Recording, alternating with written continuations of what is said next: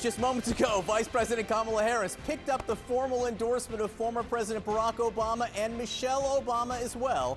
Here is the brand new video. Kamala. Hello. Hi. Hey there. Oh, hi. You're both together. Oh, it's good to hear you both. I can't have this phone call without saying to my girl Kamala, I am proud of you. This is going to be historic.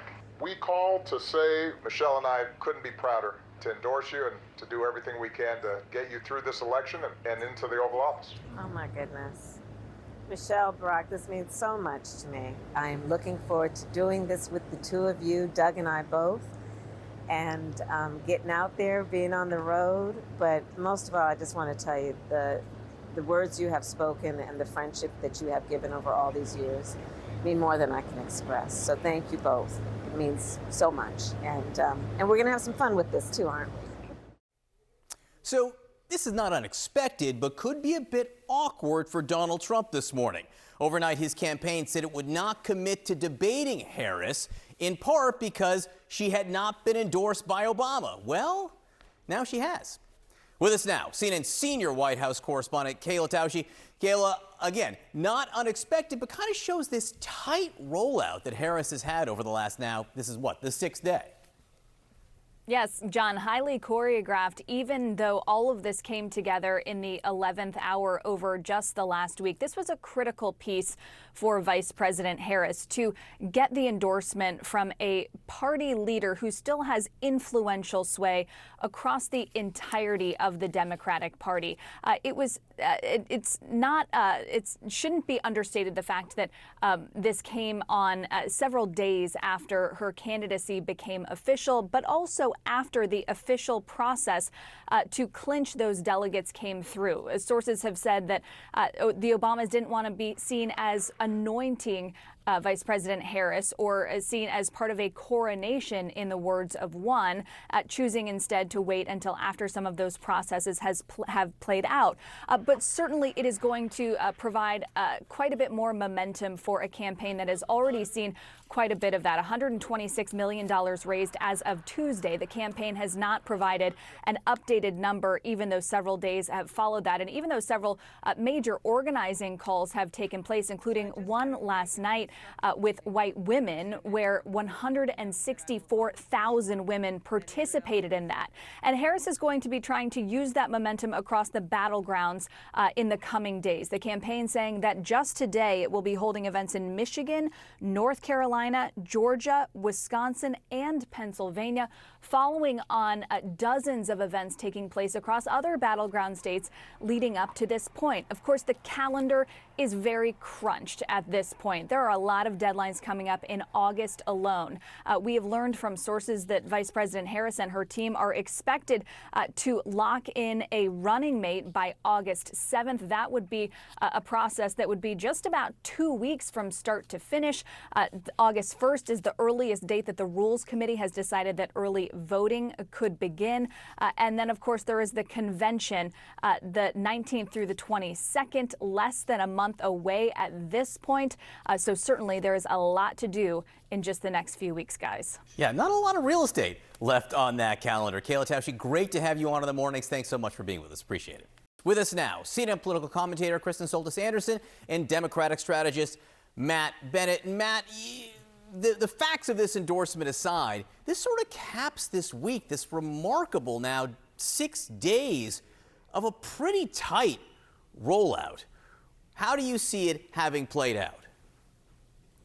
I mean, there's no way it could have gone better. It was very clear that the vice president's team was ready. They didn't know if the president would step aside. They had no idea, and they didn't know when it would come.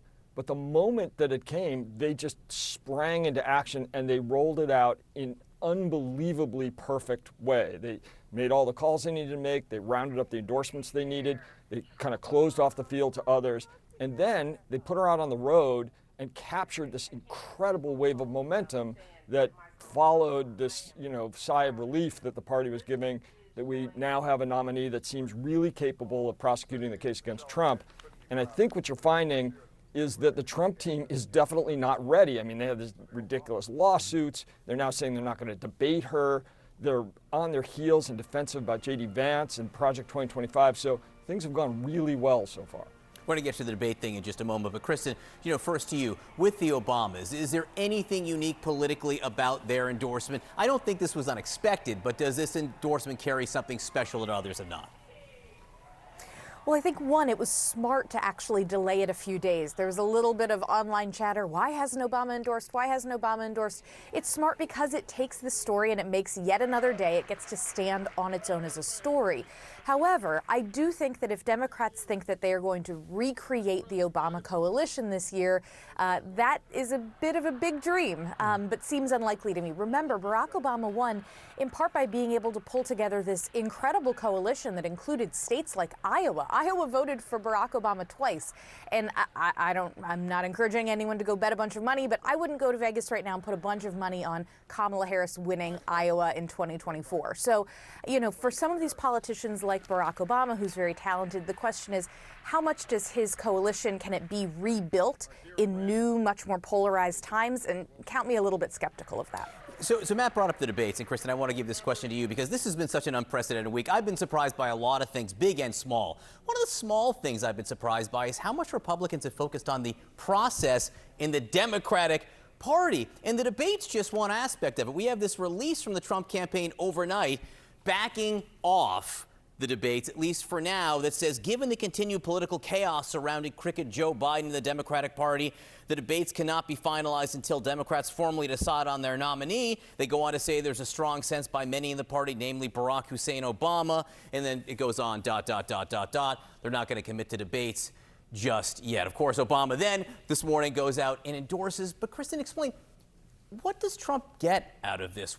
Do they get something out of this process argument? Well, it is not wrong to underscore how extremely unprecedented this is. I mean, Democratic voters did not get the opportunity to really have a meaningful primary. At the same time, though, the politics of this, I assume that what they're trying to do is divide a Democratic coalition that right now does not seem interested in being divided. Yeah. Democrats are pretty united around Harris. This week has been, again, very unprecedented in the extent to which they've closed ranks.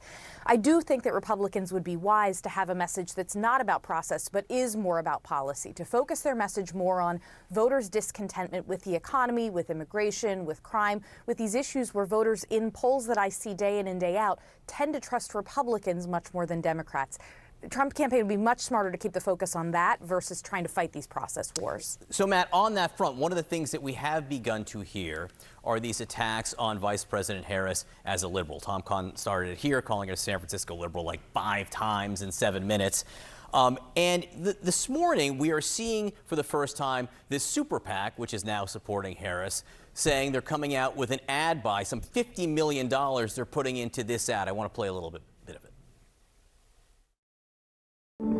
She's the district attorney who protected children from sexual predators. She's the attorney general who stood up to the big banks to protect homeowners. Yeah, so those two things, I wanted to highlight that, Matt, because again, and you spent your career trying to kind of nudge the Democrats or keep them in the center here. How much does Harris have to worry about that, and does this ad get to it?